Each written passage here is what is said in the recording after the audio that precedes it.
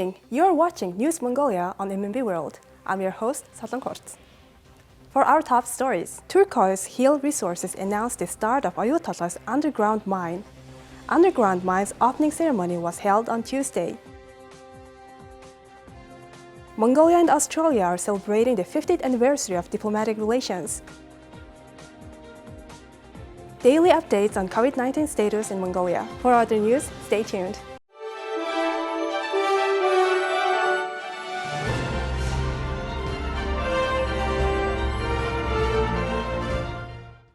The Mongolian government and Rio Tinto announced that they have reached an agreement to end the long-running dispute over the $6.93 billion expansion of the Oyu Tolgoi copper and gold mining project. Turquoise Hill Resources announced the start of Oyu Tolgoi's underground mine. On Tuesday, 25th of January, the Prime Minister of Mongolia, Armando Torres, Chief Executive Officer of Oyu Tolgoi, and Rio Tinto Chief Executive Officer Jakob Stausholm attended a ribbon-cutting ceremony for the underground mine's opening.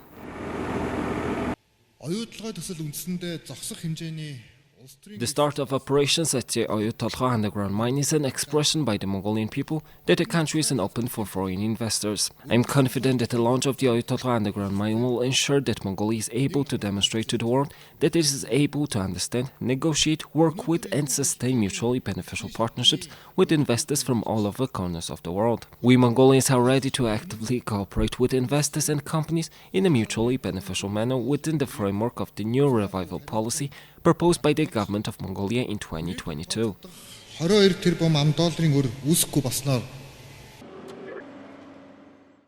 The deal marks a positive development for the Anglo-Australian mining giant. The company is currently facing challenges related to mining and exploration rejections in Guyana and the United States. Last week, the company was rejected for the operation of lithium mine in Serbia. Mongolia owns 34% of Oyu Tolgoi, one of the world's largest known copper and gold deposits. Rio controls the rest through its 51% stake in Toronto Stock Exchange-listed company Turquoise Hill Resources Limited, who operates the mine. And now our next report. Today is January 26th, Australia Day, a holiday honoring the establishment of the first permanent European settlement on the continent of Australia. We visited the Australian Embassy in Mongolia to learn more about its Australia Day events. In 1988, January 26 became a national public holiday. Government and military officials have long taken a prominent role in the celebration of Australia Day, which includes many public ceremonies. Beginning in the 1940s, with increased immigration to Australia, Australia Day became a time for naturalization ceremonies. Sporting events, including horse races and regattas, have also been an important part of the celebrations, with the day's festivities often ending with fireworks. Mongolia established diplomatic relations with Australia on September 15, 1972. This year, the two countries are celebrating the 50th anniversary of diplomatic relations. We talked to the Australian Embassy's Chargé d'Affaires to get updates on upcoming events. We have a range of activities. We were hoping to launch on the 28th, but because of the COVID situation, we'll do a celebratory launch in March, assuming things are available, where we'll celebrate, the 50th anniversary grants program. Plus, we'll do a mixture of cultural from Mongolian music and indigenous music, and we've brought an indigenous didgeridoo to Mongolia, and one of the local bands will play that as part of their presentation. And in September, we hope to hold a larger cultural event, because 15th of September is the actual day of when the relationship was signed. In 2022, the embassy plans to expand its activities in Mongolia through its direct aid program and the Australia-Mongolia 50th anniversary grants program, which will include government scholarships. Well, over 600 have been sent by the Australia Awards scholarship program, but many more than that have gone through them by themselves on self-financed scholarships. But we continue to look for the brightest and the best in Mongolia to gain that experience, but bring that back to Mongolia to help with its continued development.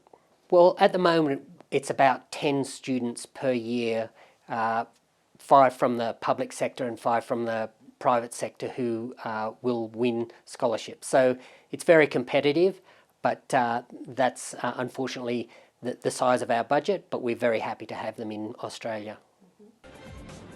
Mongolian-Australian partnership is expanding through major mining projects. Australian investment in education has achieved strong results, benefiting Mongolian youth by improving their vocational skills and supporting quality employment. The Ministry of Health and the National Center for Communicable Diseases provided its daily updates on COVID-19 status in Mongolia. Details as follows. The Ministry of Health today reported that 3,018 new COVID-19 cases were detected after tests were carried out at PCR laboratories across the country. 2 people all with underlying health conditions died of COVID-19 complications in the past 24 hours. All new cases are of domestic transmission, 1,825 out of which were confirmed in Ulaanbaatar, and the remaining 1,255 were confirmed in the provinces. 11,210 COVID-19 patients are being treated at hospitals nationwide. Additionally, 58,165 patients are being treated at home. Among the COVID-19 patients being treated at hospitals nationwide, 3,500 are showing mild symptoms of illness and 77 are in critical condition. As of now, around 2.17 million people have had 2 doses of COVID-19 vaccine and 31% of the population has received the booster shot so far. The anticipated COVID-19 peak is to be reached around Lunar New Year. Hence, officials warn the public against the risk of getting exposed to the virus, and it's advising people not to celebrate the holiday widely. Now let's take a look at the currency exchange rates provided by Mongol Bank.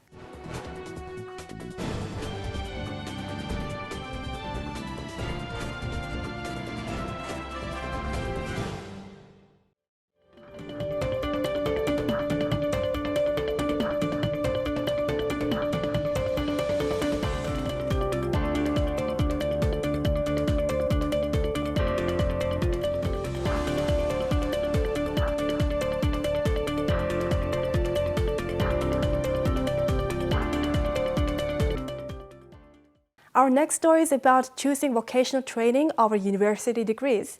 In this story, we highlight a professional who attended a 45-day repairing course and became a skilled repairman. His name is Oyu, and he has been working at the 4th thermal power plant for 19 years. It doesn't matter if the equipment breaks down. I come to work at any time of the day or night. When I didn't know my job, my responsibilities at first, it was difficult, but now that I know my job, it's not difficult.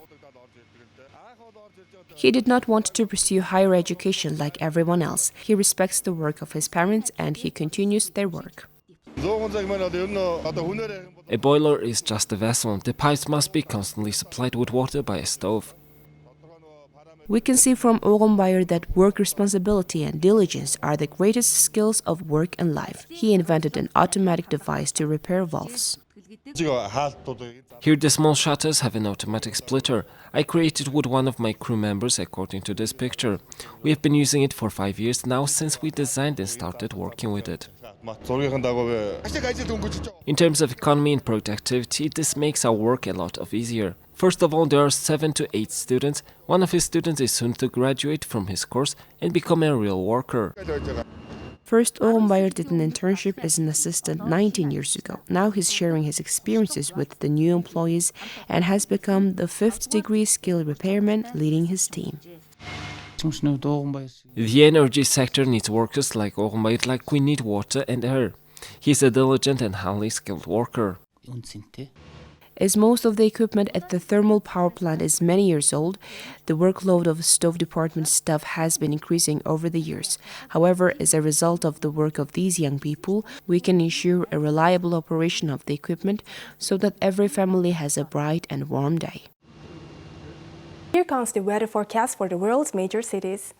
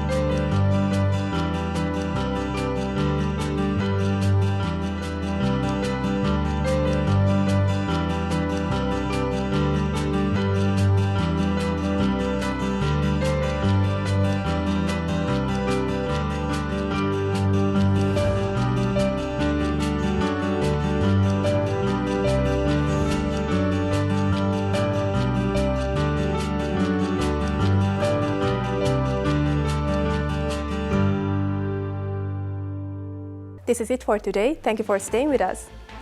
We'll see you tomorrow with more news and updates. Have a nice evening. Goodbye.